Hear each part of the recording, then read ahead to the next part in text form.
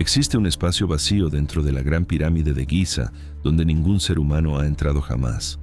Tiene cerca de 30 metros de longitud. Se encuentra encima de la Gran Galería. Fue detectado por partículas cósmicas que atraviesan la piedra y su existencia fue confirmada por 3 equipos independientes que trabajaban separados unos de otros.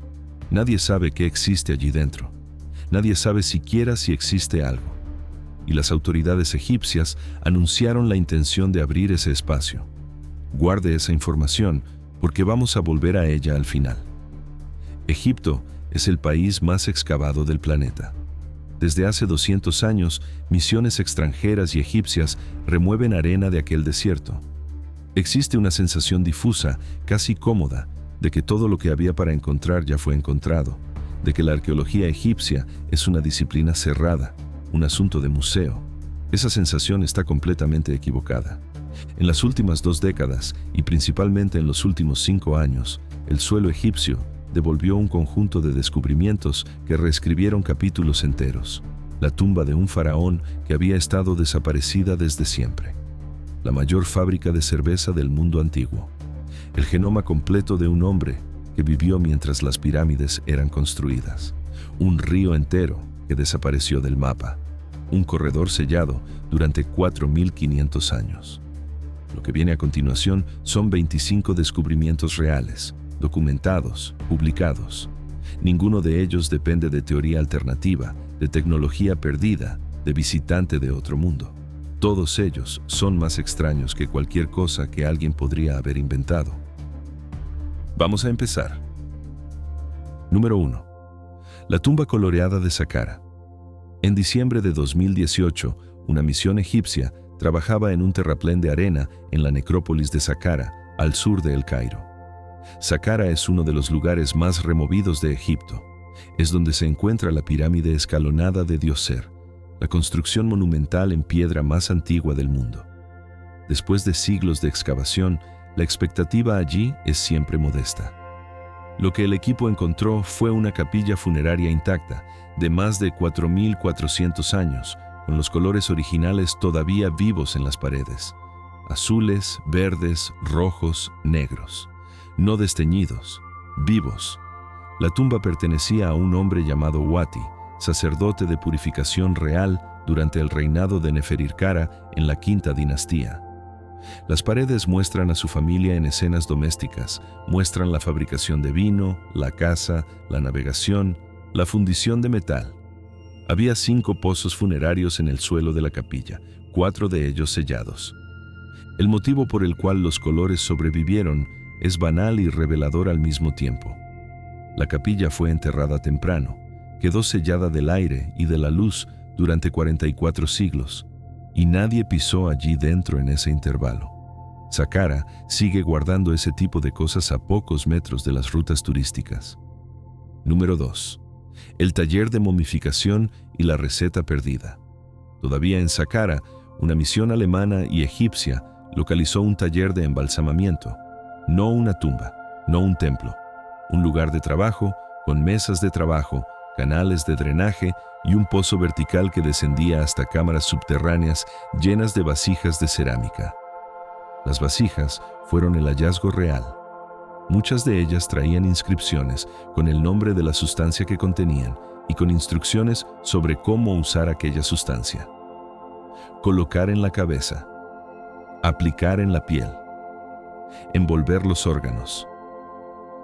Un equipo internacional analizó químicamente los residuos y publicó el resultado en la revista Nature en 2023.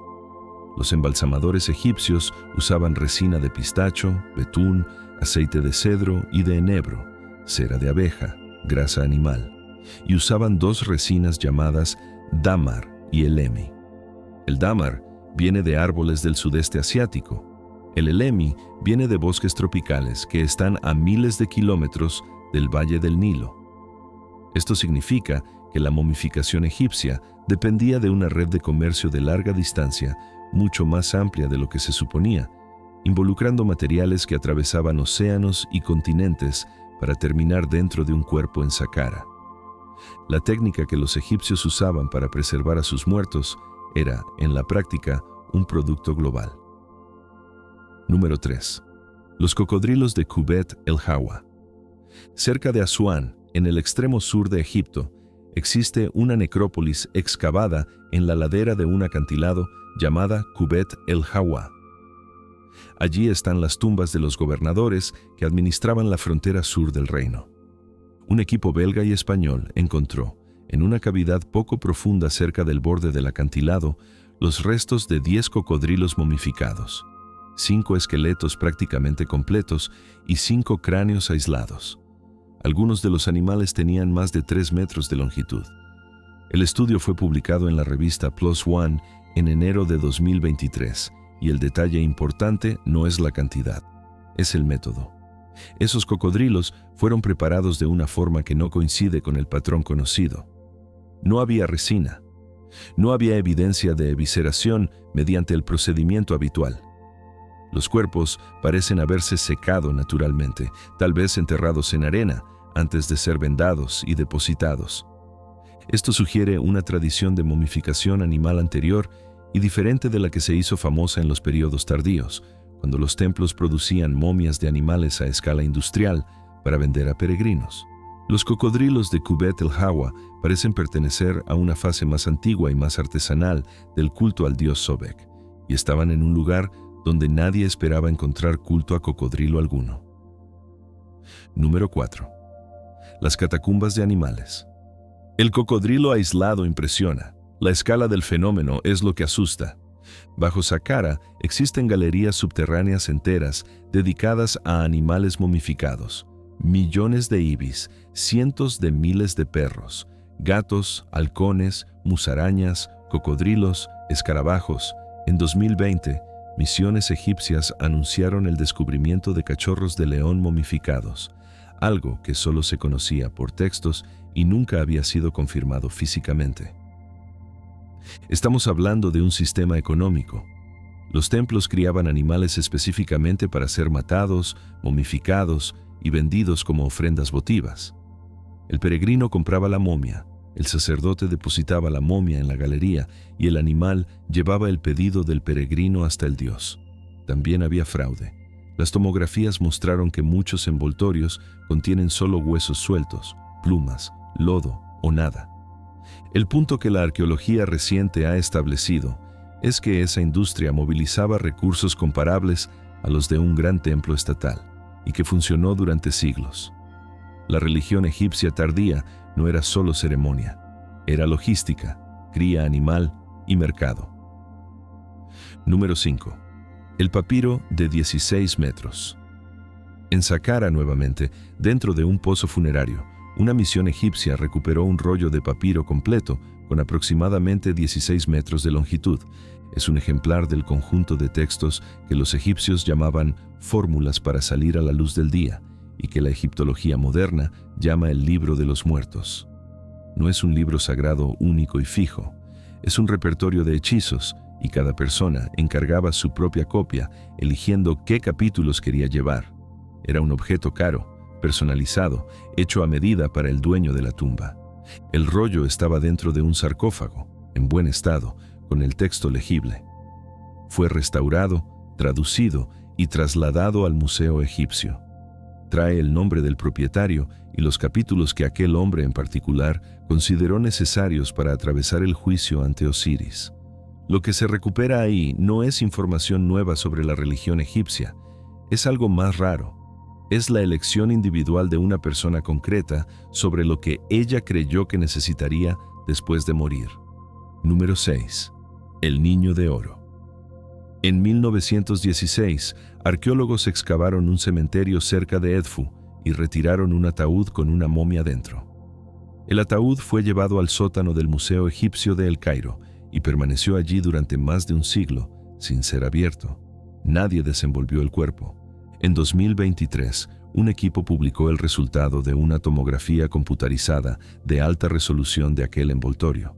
El procedimiento se llama desenvoltura digital y permite ver el interior sin tocar nada. Dentro había un adolescente de cerca de 14 o 15 años, de familia rica, muerto hace aproximadamente 2.300 años, y había 49 amuletos distribuidos por el cuerpo. hechos de oro y de piedras semipreciosas, dispuestos en 3 capas. Un escarabajo de oro en el lugar del corazón, una lengua de oro dentro de la boca, sandalias de oro en los pies. Cada amuleto en un punto específico, cada uno con una función declarada en textos funerarios. Las sandalias servían para que el muerto caminara. La lengua servía para que él hablara ante el tribunal de los dioses. El cuerpo estaba intacto, con los dientes en buen estado y sin señales de enfermedad. No murió de nada que la tomografía consiga ver. Simplemente murió. Número 7. Las lenguas de oro. La lengua de oro del niño no es un caso aislado. Es un patrón que la arqueología egipcia solo reconoció como patrón recientemente, porque los hallazgos se fueron acumulando. En Tapósiris Magna, al oeste de Alejandría, una misión encontró momias con láminas de oro en forma de lengua colocadas dentro de la boca. En Quesna, en el delta, aparecieron otras. En Oxirrinco, en el Egipto Medio, una misión española registró más casos. En 2026, el Ministerio de Turismo y Antigüedades anunció el descubrimiento de 18 tumbas que contenían 24 de estas piezas, junto con un altar en forma de puerta falsa. La explicación viene de los propios textos egipcios. El muerto necesita defenderse en el juicio, necesita recitar declaraciones, negar faltas, responder preguntas. Un cuerpo momificado no habla. Entonces se le instala un órgano sustituto hecho del material que los egipcios asociaban a la carne de los dioses, que es el oro, porque el oro no se oscurece, no se oxida y no desaparece. No es decoración, es prótesis, una prótesis del habla diseñada para funcionar después de la muerte. Número 8. El túnel bajo Tapósiris Magna. Tapósiris Magna es un templo en ruinas en la costa mediterránea, a algunas decenas de kilómetros de Alejandría. Desde hace más de 15 años, la arqueóloga dominicana Kathleen Martínez excava allí sosteniendo una hipótesis específica y audaz. Ella cree que Cleopatra y Marco Antonio podrían estar enterrados en aquel complejo. En 2022, la misión anunció el descubrimiento de un túnel excavado en la roca a 13 metros de profundidad, con más de 1.300 metros de extensión, parte de él hoy sumergida bajo el Mediterráneo. La estructura fue comparada con un acueducto griego conocido en Samos y es una obra de ingeniería considerable. Aquí es necesario ser directo sobre lo que está probado y lo que no lo está. El túnel existe, fue documentado y es impresionante. Monedas con el rostro de Cleopatra y estatuaria vinculada a Isis fueron encontradas en el sitio. La tumba de Cleopatra no fue encontrada. Buena parte de la comunidad egiptológica considera improbable que ella esté allí y defiende que la tumba real estaría en Alejandría, probablemente en un área hoy sumergida o destruida. Lo que la excavación de Tapósiris Magna ofrece, por ahora, es un templo con una red subterránea desconocida y una pregunta que sigue abierta. Eso ya es bastante. La ausencia de respuesta es parte honesta de la historia. Número 9. La ciudad que se hundió en el Mediterráneo. Textos griegos antiguos mencionaban una ciudad portuaria llamada Tonis Heraklion, situada en la desembocadura del Nilo, importante al punto de ser la puerta de entrada obligatoria de cualquier barco extranjero que quisiera entrar en Egipto.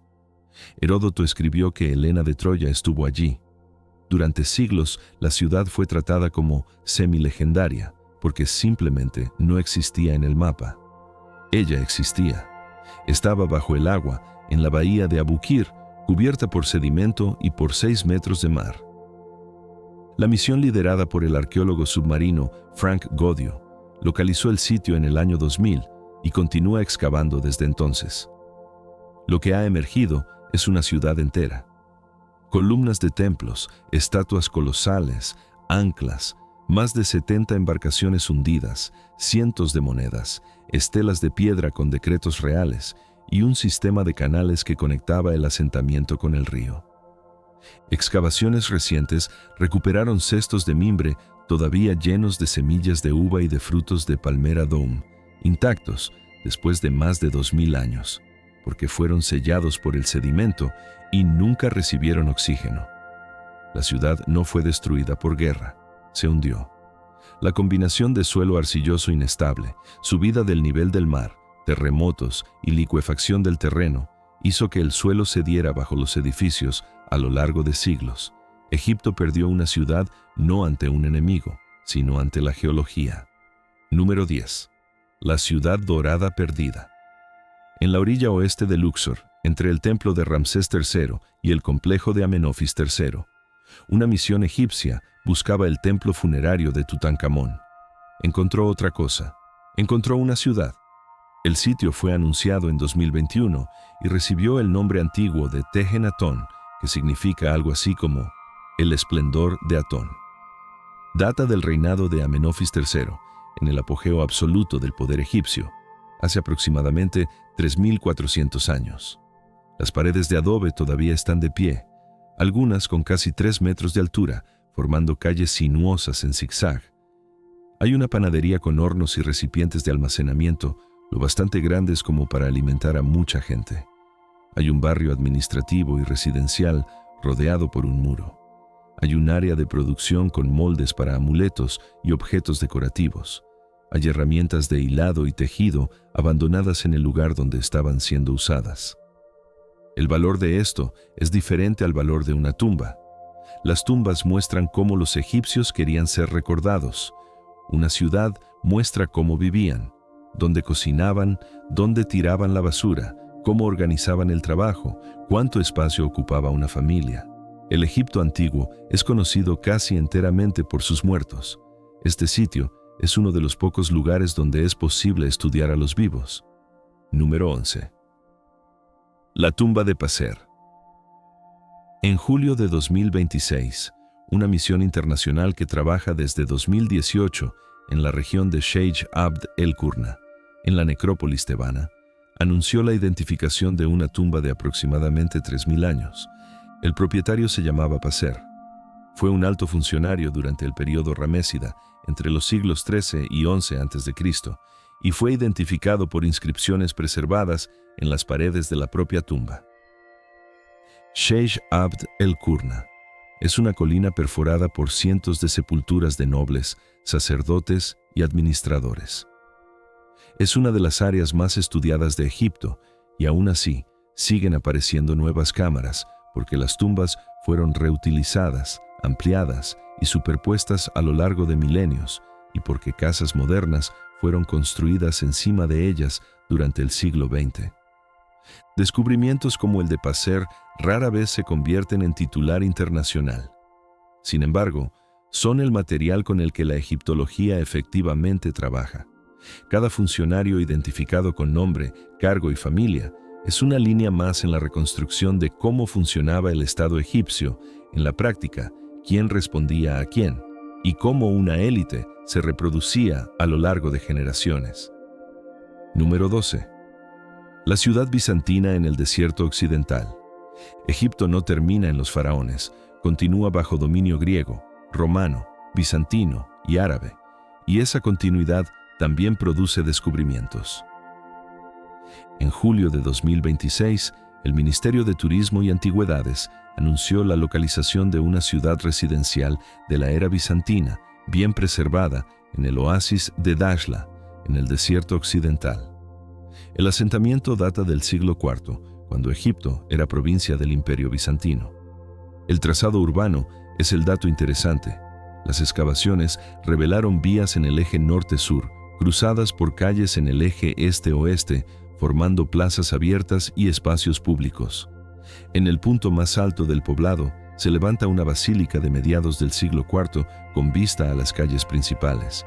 Esto describe una comunidad planificada, con jerarquía espacial deliberada y un edificio religioso dominando el conjunto, un oasis a cientos de kilómetros del Valle del Nilo, rodeado de desierto absoluto, sosteniendo vida urbana organizada. El desierto occidental egipcio es inmenso y casi enteramente inexplorado desde el punto de vista arqueológico. Lo que existe bajo esas arenas es, hoy, una incógnita casi completa. Número 13. El médico del faraón. En enero de 2025, una misión franco-suiza que excava en Saqqara desde 2022 anunció el descubrimiento de una mastaba perteneciente a un hombre llamado Teti Neb Fu. Los títulos grabados en el sarcófago de piedra y en la puerta falsa pintada describen una carrera entera: médico jefe del palacio, dentista jefe, director de las plantas medicinales, sacerdote y mago de la diosa Serket. Serket es la diosa asociada a las picaduras de escorpión y las mordeduras de serpiente. Ser sacerdote suyo significaba, en la práctica, ser el especialista del reino en envenenamiento. Teti Neb Fu sirvió durante el reinado de Pepi II, en la sexta dinastía, hace más de 4000 años. Lo que esta combinación de títulos revela es que la división que nosotros hacemos entre medicina y magia no existía para ellos. La misma persona que trataba dientes y conocía plantas medicinales también recitaba fórmulas de protección.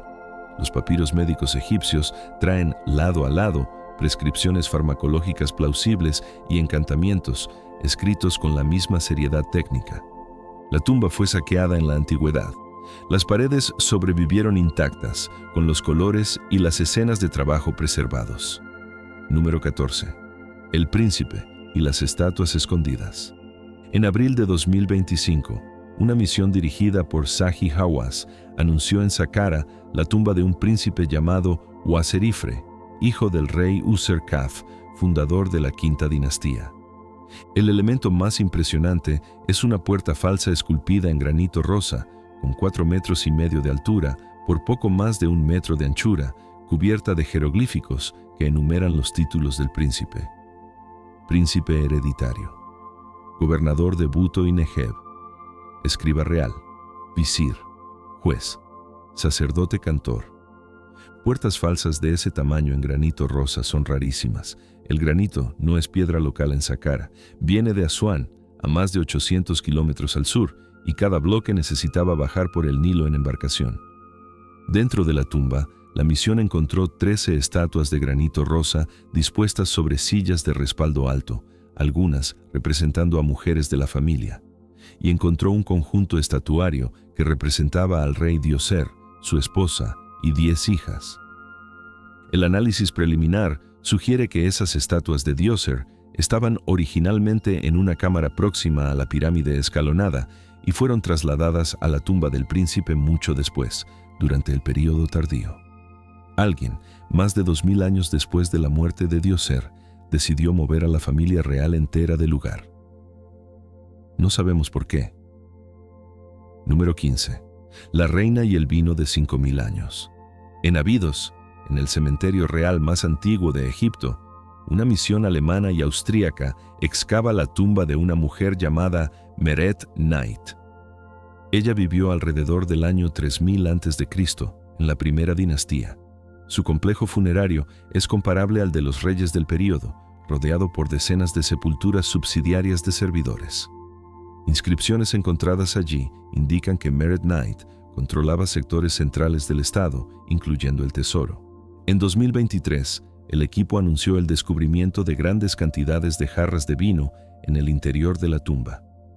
Muchas de ellas todavía estaban selladas en su estado original. Algunas contenían residuos y semillas de uva.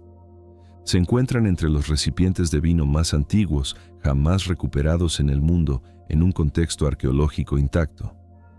5000 años. La cuestión que plantea la tumba es mayor que el vino. Meret Knight fue enterrada como gobernante. Si ella ejerció el poder de hecho y la estructura de su tumba sugiere que sí, entonces la primera mujer en gobernar Egipto no es Hatshepsut, que reinó 1500 años después, y no es Cleopatra. Es ella. Y su nombre prácticamente nadie lo conoce. Número 16. La mayor cervecería del mundo antiguo. Todavía en Abidos, una misión egipcia y estadounidense excavaba cerca de la necrópolis real y encontró una estructura que no parecía tumba, ni capilla, ni casa. Eran largas trincheras paralelas, cada una con decenas de cubas de cerámica encajadas en el suelo y sostenidas por soportes de barro. Bajo las cubas, capas de carbón. Dentro de ellas, residuo de una mezcla de granos y agua. Era una cervecería. Una cervecería industrial, con 8 unidades identificadas, cada una con aproximadamente 40 cubas. La capacidad estimada por lote supera los 20.000 litros. El sitio fue datado del inicio del período dinástico, en la época del rey Narmer, el unificador del Alto y del Bajo Egipto, hace cerca de 5.000 años.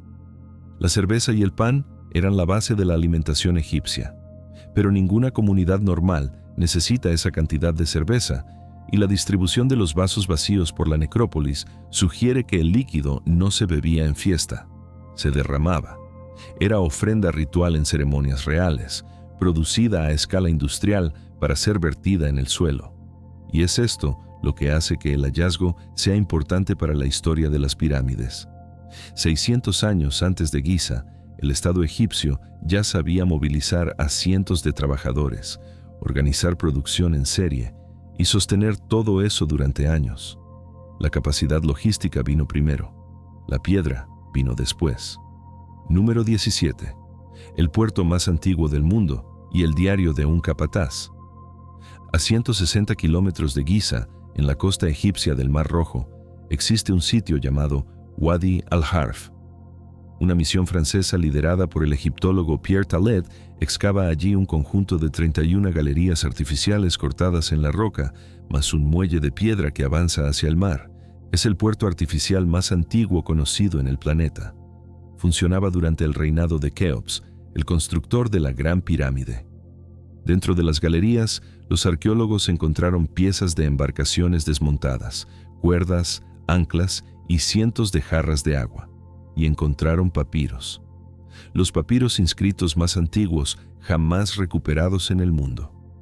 Uno de ellos es el registro diario de un funcionario llamado Merer, que comandaba un equipo de cerca de 40 hombres. Merer anotaba el trabajo por periodo del día, los viajes en barco, la carga de bloques de caliza blanca extraídos en Tura, en la orilla este del Nilo, la travesía hasta Giza, el número de idas y vueltas por mes. Este es el testimonio escrito de alguien que participó en la construcción de la Gran Pirámide, producido mientras la obra ocurría. No es interpretación posterior, no es leyenda griega escrita 2000 años después. Es el cuaderno de anotaciones de un capataz y habla de barcos, caliza y plazos. Número 18. La pirámide que tal vez fue la primera. En el Fayum, en medio del desierto, existe una ruina modesta llamada Pirámide de Seila. No tiene cámara funeraria, no tiene sepultura. Es pequeña, arruinada y casi nunca visitada. Un equipo estadounidense pasó más de una década allí intentando responder a una pregunta específica. ¿Cuál era la forma original de esa estructura? La pregunta importa porque existe una transición decisiva en la arquitectura egipcia. Las primeras pirámides son escalonadas, hechas de gradas, como la de Djoser. Después surgen las pirámides de caras lisas, inclinadas en torno a 52 grados, revestidas de caliza blanca pulida para reflejar la luz del sol. Este cambio acompaña un cambio religioso que vincula al rey muerto con el dios solar. Nadie sabe con certeza cuál fue la primera pirámide verdadera. El equipo excavó las esquinas originales en la roca madre, determinó el perímetro de la base y usó escaneo láser de alta resolución para reconstruir la geometría. El resultado indica una estructura de 4 niveles, con poco menos de 25 metros de altura y un ángulo poco inferior a 52 grados, compatible por lo tanto con las pirámides verdaderas posteriores. Seila fue construida por Seneferu, padre de Keops. Es necesario decir con claridad que la tesis no está cerrada. Meidum y Dashur, también obras de Seneferu, disputan el mismo título, y la discusión sigue abierta en la literatura. Lo que Seila muestra es un rey experimentando, probando formas, buscando una solución que su hijo llevaría al límite. Número 19. La esfinge que nunca salió de la cantera. Entre Asuán y Luxor existe una antigua cantera de arenisca llamada Jebel el-Silsila. De allí salió la piedra de buena parte de los grandes templos egipcios, incluyendo Karnak y Luxor. Una misión sueca excava el sitio desde hace años. En uno de los frentes de extracción, el equipo encontró una esfinge con cabeza de carnero esculpida en la arenisca local y todavía en bruto. Esfinges con cabeza de carnero flanqueaban la avenida ceremonial que unía los templos de Karnak y Luxor, y lo más probable es que esa pieza estuviera destinada a aquel conjunto. Nunca llegó allí. La escultura estaba terminada lo suficiente como para ser reconocida, apoyada sobre un bloque, con excavación ya hecha por debajo para recibir un trineo de transporte. Todo indica que el trabajo se detuvo de un momento a otro, con la pieza lista para ser izada y removida. El equipo encontró en las proximidades inscripciones y dibujos dejados por trabajadores de la cantera, incluyendo la figura de Tueris, la diosa hipopótamo protectora, y una mención a un año de reinado que la misión asocia con el final del gobierno de Amenofis III. Si esa lectura es correcta, y es una interpretación del equipo, no un hecho consolidado, la explicación para el abandono es histórica. El sucesor, Amenofis IV, abolió el culto a los múltiples dioses, adoptó el nombre de Akenatón e impuso la adoración exclusiva del disco solar. Los talleres que producían imágenes de divinidades animales simplemente perdieron su razón de existir. Las herramientas fueron abandonadas donde estaban. Número 20. La marca del cuchillo en el cráneo. En 2024, un estudio publicado en la revista Frontiers in Medicine analizó 2 cráneos humanos guardados en una colección universitaria británica. Uno de ellos, catalogado como cráneo 236, pertenecía a un hombre de cerca de 30 años que vivió entre los años 2687 y 2345 a.C. Ese cráneo presenta una lesión grande, compatible con un tumor destructivo, y cerca de 30 lesiones menores dispersas, compatibles con metástasis. Lo que los investigadores encontraron bajo el microscopio fue otra cosa. Alrededor de las lesiones había marcas de corte hechas con un instrumento afilado, con bordes nítidos. La interpretación propuesta es que alguien, hace más de 4000 años, examinó aquel tumor con una cuchilla. Pudo haber sido un intento de intervención quirúrgica en vida. Pudo haber sido un examen post-mortem. Los autores no afirman cuál de las dos. En cualquiera de las hipótesis, el resultado es notable. Significa que los médicos egipcios reconocían el cáncer como una condición que debía investigarse físicamente y no solo como un problema espiritual. Los papiros médicos egipcios describen tumores de mama y registran, con una franqueza inusual, que no había tratamiento. Este cráneo sugiere que, aún así, lo intentaron. Número 21. El sarcófago perdido de Ramsés II. Ramsés II es el faraón más monumental de la historia egipcia. Reinó durante cerca de 66 años, construyó Abu Simbel, llenó el país de estatuas colosales. Su momia fue encontrada en 1881. El sarcófago externo de granito, no.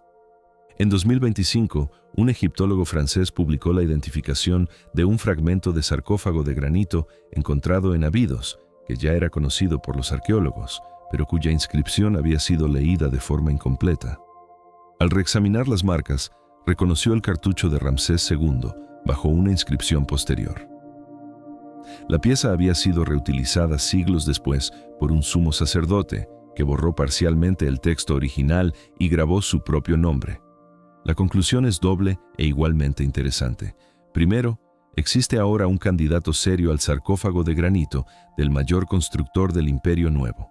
Segundo, y más revelador, el sarcófago del mayor faraón de Egipto fue reciclado.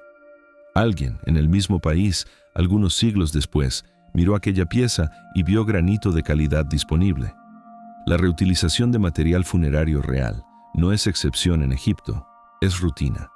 Las tumbas eran vaciadas, las piedras eran reutilizadas, las estatuas eran reinscritas con otros nombres. La eternidad que aquellos monumentos prometían era, en la práctica, un recurso en circulación. Número 22. El genoma completo del hombre de Nuweirat. En 1902, arqueólogos británicos excavaron una tumba cortada en un acantilado de caliza en la necrópolis de Nuweirat, a cerca de 260 kilómetros al sur de El Cairo. Dentro Había un esqueleto depositado en una gran vasija de cerámica, con las rodillas dobladas hasta el pecho. El material fue enviado a Inglaterra y quedó guardado durante más de un siglo. En 2025, un equipo del Instituto Francis Crick y de la Universidad John Moores de Liverpool publicó en la revista Nature la secuenciación del genoma completo de este individuo. Es el genoma egipcio antiguo más completo jamás obtenido y el más antiguo. El hombre fue datado por radiocarbono entre los años 2855 y 2570 a.C. Vivió mientras las primeras grandes pirámides estaban siendo erigidas. Lo que el ADN mostró fue que cerca de 4/5 partes de su ascendencia provenía de poblaciones del norte de África y cerca de 1/5 de poblaciones de Asia Occidental, en la región de Mesopotamia. Esto es evidencia genética directa de contacto poblacional entre Egipto y el creciente fértil en aquel período, algo que hasta entonces se conocía solo por cerámica y por objetos de comercio. Los propios autores hacen la salvedad que necesita repetirse. Es un individuo. Un hombre no representa a una población entera, y generalizar a partir de él sería un error elemental. Hay un detalle que los huesos entregaron. El desgaste de la columna, de las caderas y de los brazos indica a alguien que pasó años sentado, encorvado, con los brazos extendidos hacia adelante. El perfil es compatible con el de un alfarero. No era rey, no era sacerdote, no era escriba. Probablemente hacía vasijas, y el motivo por el cual su ADN sobrevivió es que no fue momificado, porque la momificación todavía no era estándar. La química de la preservación destruye el material genético. El trabajador común, enterrado de forma sencilla, conservó aquello que los faraones perdieron.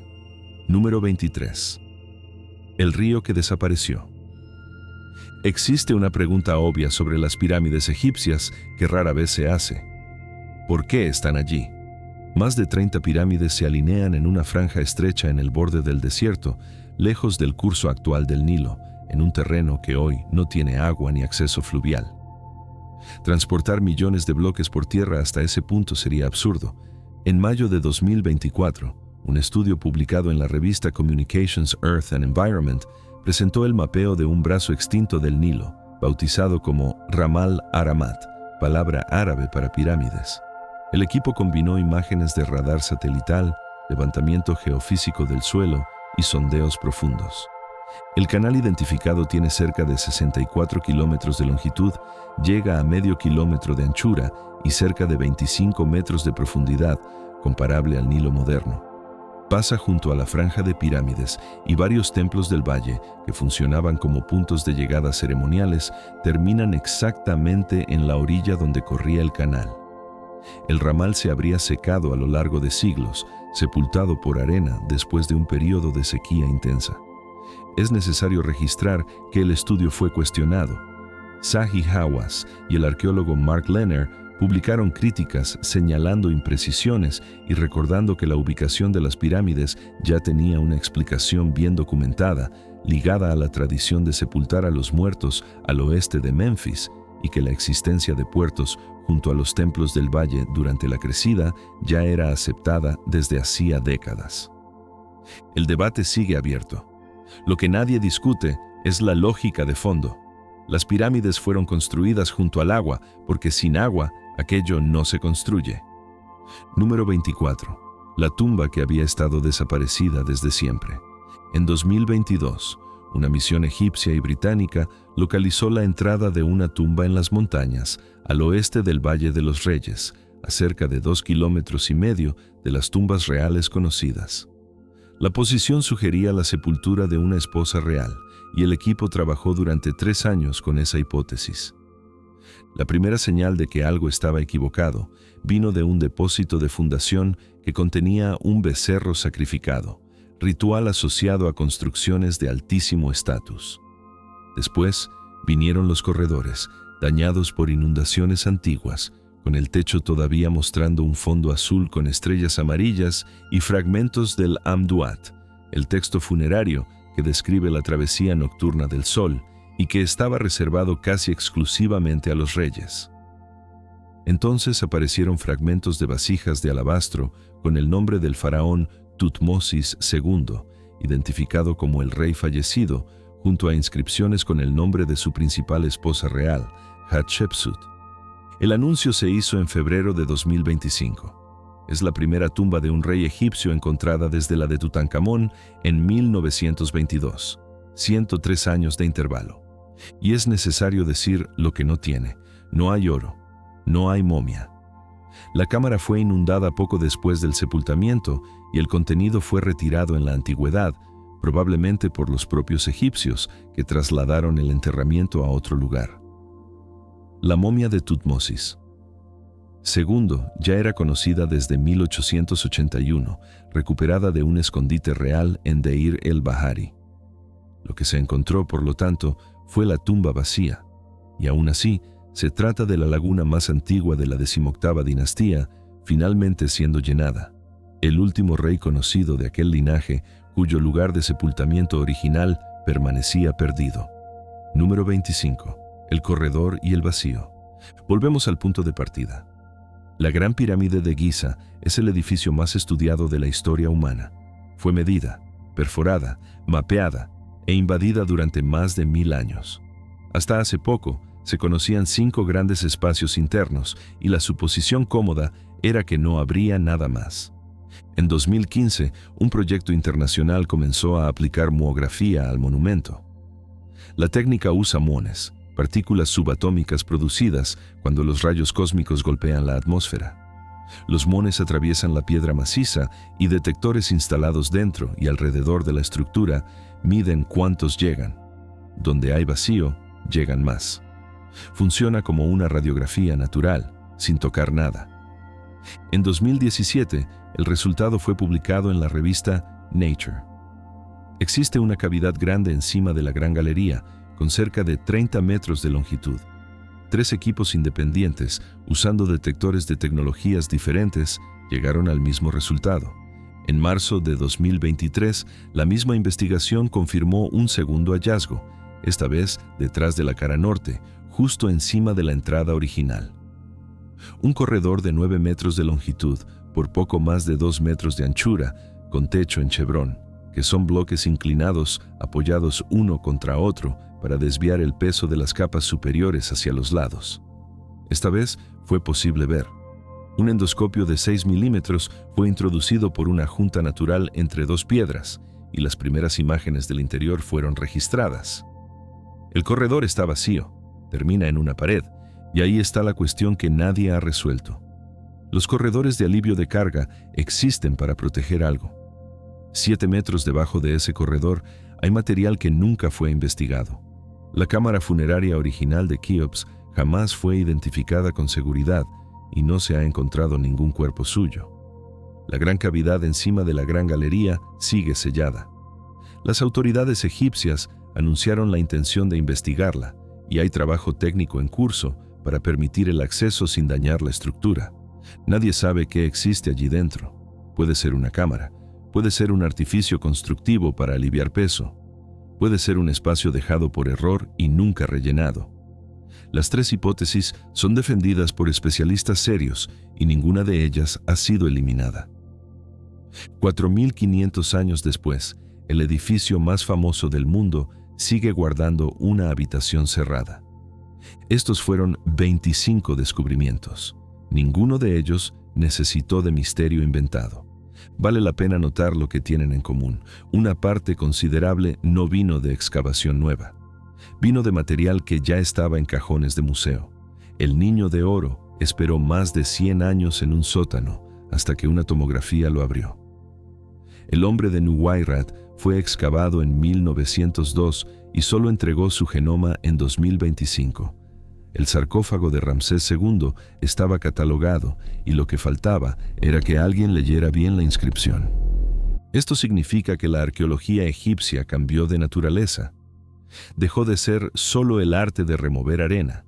Hoy es química de residuos, secuenciación genética, física de partículas, radar satelital, escaneo láser. Las preguntas siguen siendo antiguas. Los instrumentos son nuevos y son ellos los que están produciendo las respuestas. En noviembre de 2025, Egipto inauguró por completo el Gran Museo Egipcio, junto a la meseta de Giza. Es el mayor museo del mundo dedicado a una única civilización, con decenas de miles de objetos expuestos, incluyendo, por primera vez reunida en un solo lugar, la colección entera que Howard Carter retiró de la tumba de Tutankamón, más de 5.000 piezas. Y es justamente ese acervo el que expone la asimetría. Todo eso vino de una única tumba pequeña de un rey joven y secundario que murió antes de hacer nada memorable. Fue encontrada por casualidad porque estaba escondida bajo los escombros de otra obra. Hoy tenemos la tumba de Tutmosis II y está vacía. No sabemos dónde fue enterrado Keops, no sabemos dónde está la tumba de Cleopatra, ni la de Alejandro, ni la de Nefertiti, ni la de Ramsés VIII. Estimaciones de arqueólogos que trabajan en Egipto sugieren que la mayor parte del patrimonio arqueológico del país sigue bajo la arena y que el desierto occidental está casi enteramente inexplorado. Existe una frase que se repite entre los equipos que trabajan allí y no es una fórmula de efecto. Cada temporada de excavación dura pocas semanas por causa del calor y en casi todas ellas algo aparece en el último día. Egipto no es un libro que ya haya sido leído. Es un libro del cual conocemos algunas páginas sueltas y que sigue siendo excavado ahora mientras usted mira esto.